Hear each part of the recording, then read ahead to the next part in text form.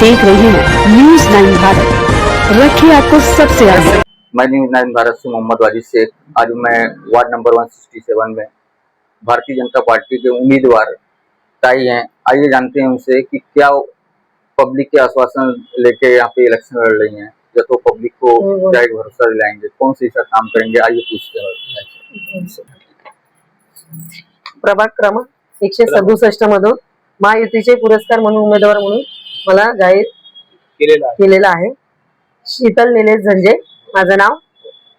निशाणे auto 167 मधून निशाणे आहे auto rickshaw. मी number पे 4 number का 4 नंबर बटन नीलू नीलू माझा भाऊ आहे। अभी आपके इलेक्शन जो आप लड़ रही हैं, पब्लिक को क्या मतलब ऐसा काम करेंगे, क्या भरोसा दिलाएंगे?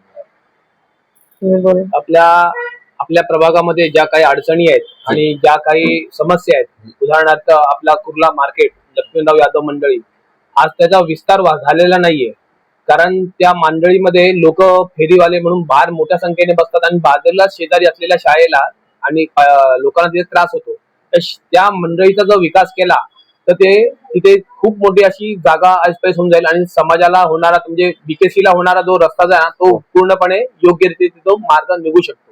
अशा बऱ्याच मोठ्या मोठ्या गोष्टी आहेत त्याच्या। सतत प्रत्येक नगरसेवक येतो आणि नुसते नाले गटर ह्याच रस्त्यांवरती तो फक्त बोलत असतो, पण मुळात इथे ज्या गरजेची गोष्ट आहे, आता लोक घरीच जाऊ शकत नाहीये स्टेशनला आली तर, आणि स्टेशनला उतरली तर कामाला पण जाऊ शकत नाही। सगळ्यात मोठी समस्या तर तीच आहे। जर इकडे जर या विभागामध्ये या प्रभागामध्ये आज जर बीकेसी सारखं हब आलेलं आहे, लाखोच्या संख्येने लोक कुर्ला स्टेशनला उतरतात आणि उतरल्यावरती त्यांना मार्गच नसेल तर ते पुढे किती वेळ ते थांबणार इथे तरी।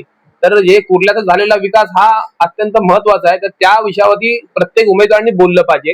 आणि सतत आपण जर नुसतीच नाले गटर आणि बाथरूम शौचालयात बनत बसलो तर मग मुंबई सारख्या जागी आपण नगरसेवकासाठी कशासाठी उभं राहिलं पाहिजे। मेन प्रश्न था कि यहाँ पे जो ट्रैफिक होती है उसके विषय में लेके काम करेंगे जीतने के बाद। और आप यहाँ पे जो पब्लिक है 167 से उनसे क्या बोलना चाहते हैं? मी वार्ड क्रमांक 167 मधल्या सर्व लोकांना एकच सांगेन की सदैवाने आपल्याला ही संधी दिलेली आहे, तर या संधीचं आपण सोनं करूया।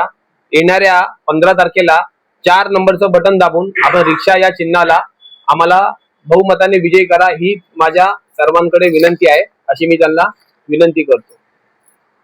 मैं न्यूज़ 9 भारत से मोहम्मद वाजिद शेख।